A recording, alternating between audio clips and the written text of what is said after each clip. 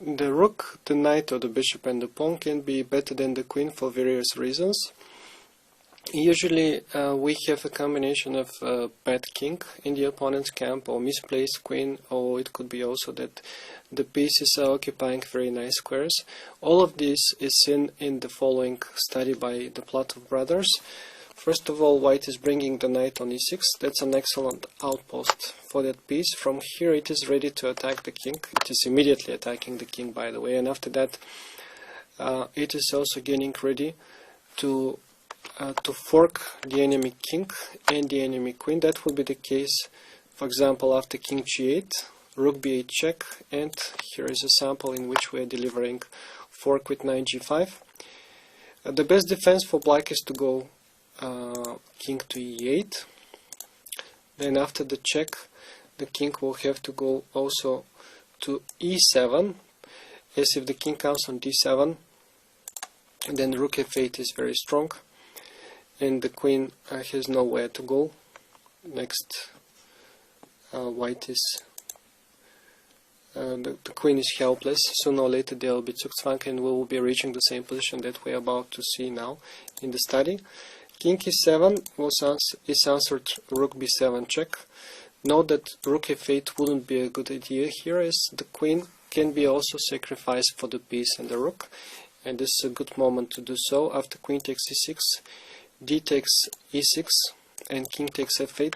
The two passers are winning the game, as the floating square of in between these pawns is too big for the king to stop them. But after rook b7 check, king e8, also king f6 is a move, but it doesn't help because of this typical idea, rook f7 check.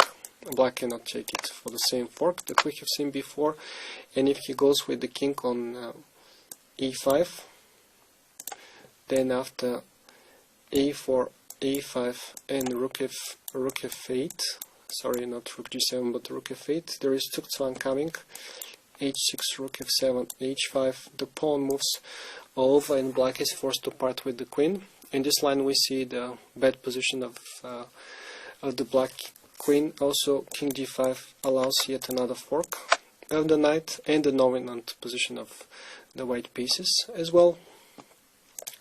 So therefore after king e8, black has some hopes to survive this, if there wasn't the very beautiful move rook f7. The rook is untouchable, we know it. While if black does nothing in this situation, the threat is going to be rook to f8 check, and after king e7, knight g5, and suddenly the queen is trapped. The only available square is d7, but then we have rook f7 check, and the queen is lost. So therefore the only move after rook f7 for black to defend it is to go h6 to control the g5 square, but this is weakening the g6 square, and white is making use of it by giving a check.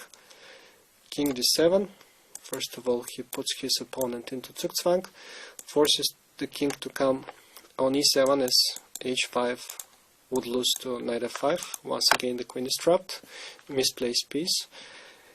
And after king e7, the decisive maneuver is knight f4, when the only available square for the queen is d7, as queen f3 is simply losing the queen after knight g6. Again misplaced pieces, and the move queen d7 allows the beautiful knight g6 checkmate trick, and that's it. The two pieces clearly prevailed the opponent's king and queen, and the main reason for that was that the queen was in offside, and also another reason was that the king was permanently tortured by the white pieces.